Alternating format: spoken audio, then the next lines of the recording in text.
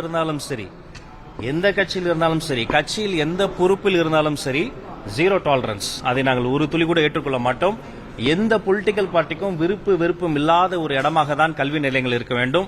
அரசு பள்ளியாக இருக்கட்டும், அரசு உதவி பெறும் பள்ளிக்கூடங்களாக இருக்கட்டும், அல்லது தனியார் பள்ளிக்கூடங்களாக இருக்கட்டும், யாராக இருந்தாலும் எங்க பேரை சொல்லி, எங்க கட்சி பேரை சொல்லி வந்தா நம்பாதீங்க. நம்ம இடையிலே சொன்ன யாராவது எனக்கு மினிஸ்டர் ரொம்ப நல்லா தெரியும் அப்படின்னா சத்தியமா அவருக்கு எனக்கு தெரியாதுன்னு அர்த்தம். கெட் அவுட் சொல்லிடுங்க. அது கல்வி சாலை.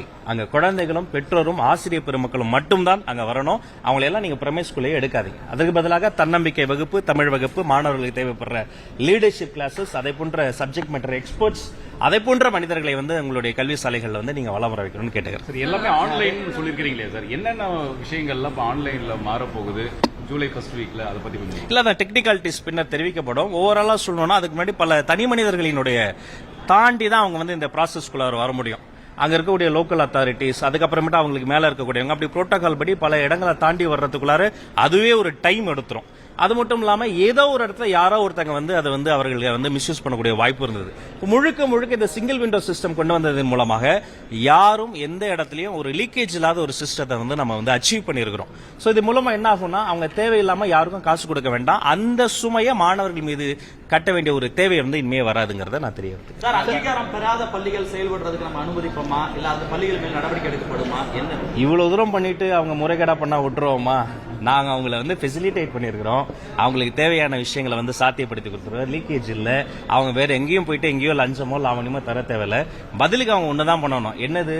அவங்க 100% குழந்தைகளினுடைய பாதுகாப்பை உறுதிப்படுத்தணும். அதுல எந்த வகையிலையும் நாம காம்ப்ரமைஸே ஆக மாட்டோம். டிஆர்பி நடத்தின பல தேர்வு முடிவுகள்லாம் வெளியிடப்படாமல் இருக்கு. இந்த அசிஸ்டன்ட் ப்ரொஃபசர் அது எக்ஸாம் நடத்தினாங்க, ரிசல்ட் இன்னும் போஸ்டிங் போடாம அப்படியே இருக்கு.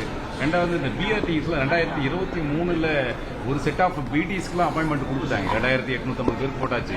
பட் ஆசிரியர் பயிற்றுனர்கள் கிட்டத்தட்ட ஒரு 800 போஸ்ட் தான், அவங்களுக்கு போஸ்டிங் வரலன்னு கேட்கறாங்க. இப்படி நிறைய இந்த அப்பாயின்மெண்ட் எல்லாம் அப்படியே டிலே ஆகுது. இல்ல, இது சம்பந்தமா நிறைய கோரிக்கை மனுக்கள் என்கிட்டே வந்தது. அந்த கோரிக்கை மனுக்கள் எல்லாம் நான் அந்த சீக்ரிகேஷன் பண்ணி சீராய்வு பணிகள் தொடங்கிவிட்டது.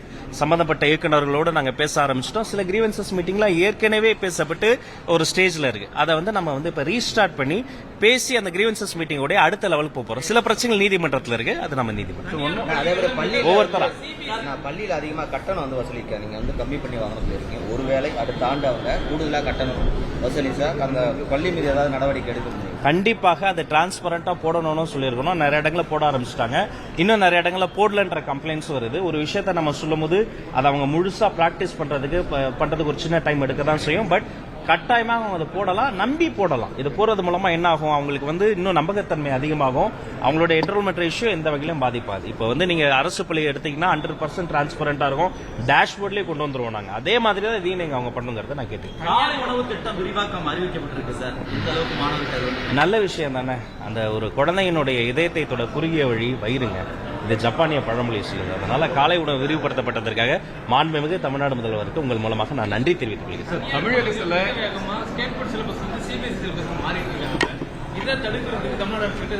இல்ல, மாநில கல்விக் கொள்கை ஏற்கனவே வகுக்கப்பட்டிருச்சு. SCRT இருக்கு, சிலபஸ் கமிட்டி இருக்கு, கரிக்குலம் கமிட்டி இருக்கு.